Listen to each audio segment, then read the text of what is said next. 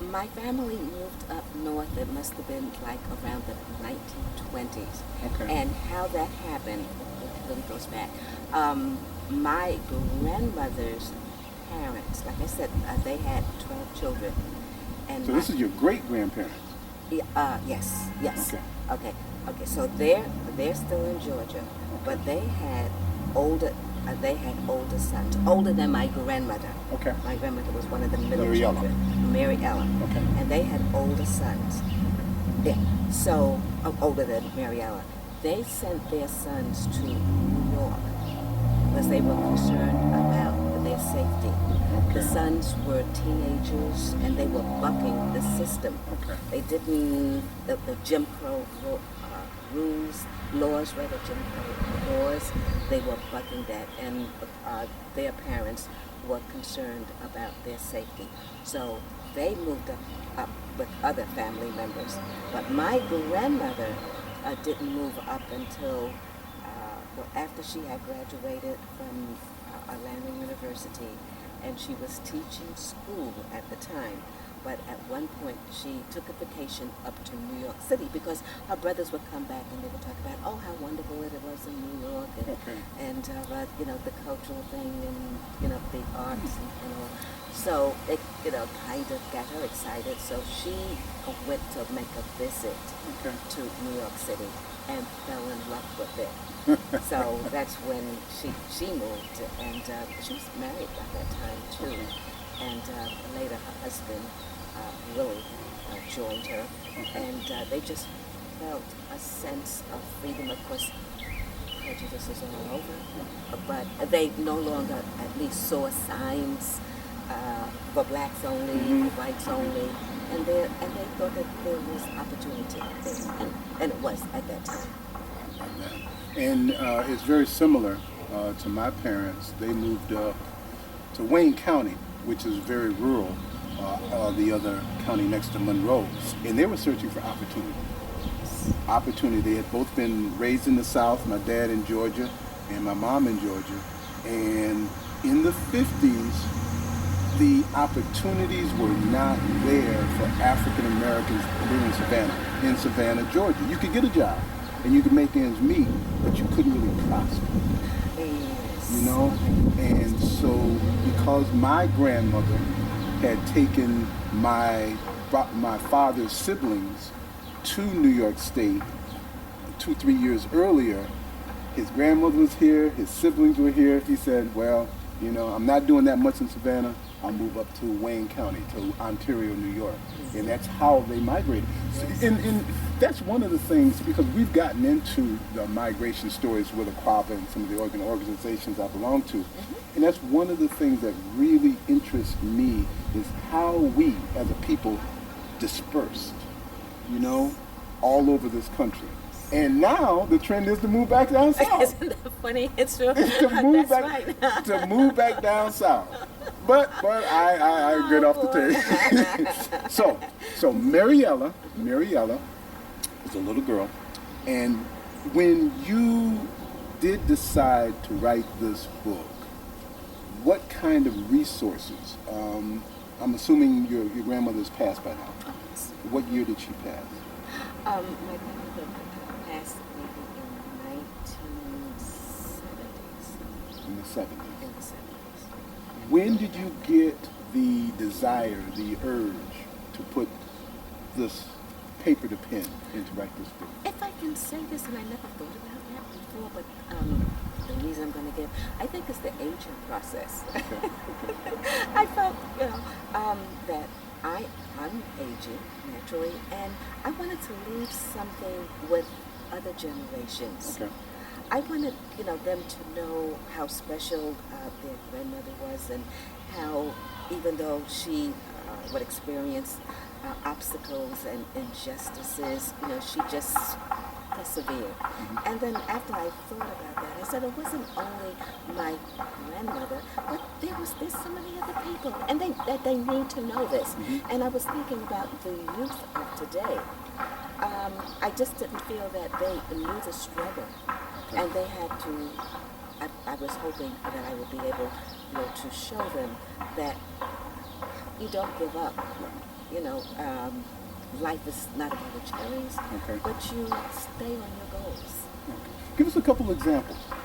Again, I remember the part about her going to the school and her father jangling the keys and her looking at the pictures. And then I remember reading also about her when she had moved to New York City and looking at buildings, and she decided that she wanted to get this. Was it Yonkers? Well, okay, she eventually got another school in Yonkers. Okay. But I was That wasn't the first one. no, that was Right. the first one. Uh-huh. So, how was it that she actually did make that transition from the South and eventually moved to the North? Um, Again, she always had the dream. She had the dream when she was very, very early, very, very young in her early years. My book also makes a reference to her older sister and other family members. And even though it was a close-knit family, she was a little nervous about, or reticent about telling them about her dream. And her dream, I'm not going to tell you what, everything about her dream, because I want you to read the book, okay? But she thought, though, that they would ridicule her and think, oh, this is too big of a thing for you to do. But she had it, she planted it in her mind that this is what I would like to do. And she took her small steps after she became a teacher. She always loved children. She was kind of preparing herself also. When she had the little kids where she would read stories to, it was like in steps. And some of them, maybe she did not recognize that these were actually steps toward her goal. But it was. In retrospect, you take a look back and say, yes, this is what Mariella did. So she just moved along. Now, I think you were asking, How did she make that transition from the South? Because you said that she went to Atlanta University, okay, and do you know approximately what year she graduated? Graduated, was in school? She graduated from Atlanta University in 1906. Okay. And turn of the century. Right, yeah, just about that time. And I don't think that at that, what encouraged her to, she was a student of W.E.B. Du Bois. I was going to say, Atlantic Exposition and all of that, yeah. Yes, and was just thrilled over what he was doing. As a matter of fact, she had a little crush on him. Because at that time, I think it was just coming back from Germany, where he had been teaching or whatever he was doing in Germany, and with his little mustache and his cane, he was just so, just so debonair. Yes. Yeah, and she carried that image. If he can do it, let me kind of stretch a little farther, and maybe I can do something. So he was a motivating force in her life. As a matter of fact, after she got married and started her family, she named one of her daughters after his only daughter. The daughter's name is Yolan. Now, you don't see that name, Yolan. You might see Yolanda, but that's Yolande, Yolan. So being in New York also, I think that she was surrounded with other positive forces, other people who were doing things. Okay. So I think that kind of helped her along too. And when she came to New York, she was coming with an education, Right. Too. An experience. An experience. Yeah. So that opened up some doors for her too. Okay. So she was living in Atlanta. She went to school in Atlanta. I'm sorry.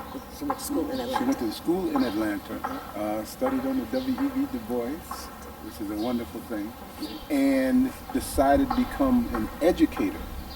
But eventually she ends up teaching in a kind of rounded way, social graces.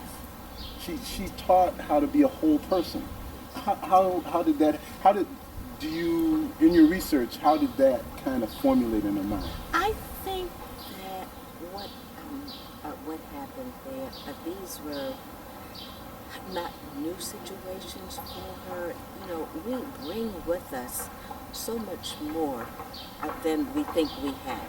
And I say that because the cultural part of it, that was so important to her, not only the education, but the cultural part was so important, is that in my book, as a young child, she talks about how the family would entertain themselves through music, through music and art. Yes. There was a piano, there were banjos, there were drums, there were no TVs. And this is how the family entertained themselves. In Athens, Georgia. Right. So these things stay with you. Okay. You know, the love of music. Okay. And music also can bring you to another plane. You know, I think of, if I can use my example, I think of myself when I might be having a down day, which we all do, and I will jump on the piano and I'll play a little diddles, you know, and then afterwards, you know, oh, I've been here for a whole hour, and I feel great.